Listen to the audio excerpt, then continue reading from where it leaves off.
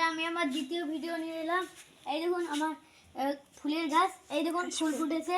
তারপর এই দেখুন আমার ড্রাগনের গাছ গেড়েছি, এগুলো কিন্তু অনেক ছোট ছোট এখন গাছ। এই দেখুন আমার পেঁয়াজ ফুলের গাছ, এই দেখুন আবার গাছ।